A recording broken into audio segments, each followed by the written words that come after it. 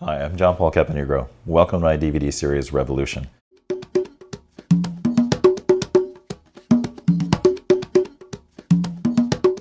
This gives you a demonstration of the kind of testing that I do all the time with my compositions. All of these compositions are quite distinct from one another, and I had to test multiple combinations to really find the final result that I liked. You'll notice that in each one of these the sky is quite different, and that it sets a very different tone and a different relationship with the foreground. Let me show you the original, one of the original sources where the sky was relatively nondescript. And later I thought that this was a great stage, and that if it only had the right actor, perhaps above and below, but in this case just above, that the two would work better together. So I'll open these two up.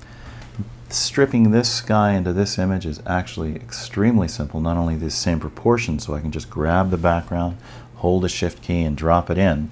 If it had a different foreground, it would be quite easy to mask that off with the rectangular marquee selection.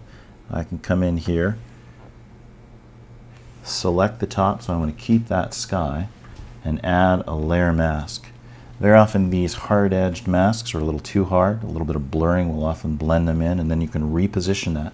You can also unlink it. One of the interesting things to remember is that this mask is actually masking off the water below so that it only shows the sky above. And we want that horizon line to be registered with the background layer below there. So it's one of the few times where I'll come in here and unlink the mask, keeping the mask registered with the background layer, before then targeting that layer and using the Move tool to adjust the composition.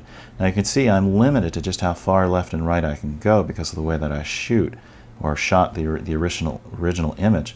Very often I'll try and shoot wide or shoot a little loose so that I've got a little more information than necessary, and it'll allow me to make these moves laterally or vertically. And you can see just how much this influences the final composition. Very dynamic. And you'll see that it changes the total proportion of the frame as well. These can always be scaled.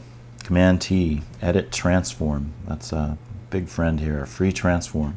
Again, we'll hold the Shift key to maintain the proportions.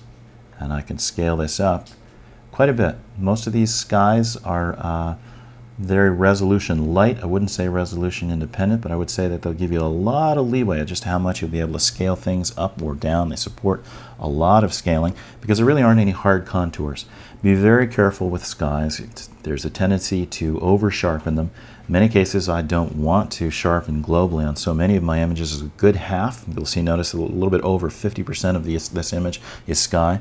So many of my images are essentially skyscapes, and I don't want any kind of sharpening to accentuate the noise, make it grittier. I really don't have any hard definite contours here where any sharpening will benefit it. So I deal with a lot of local sharpening.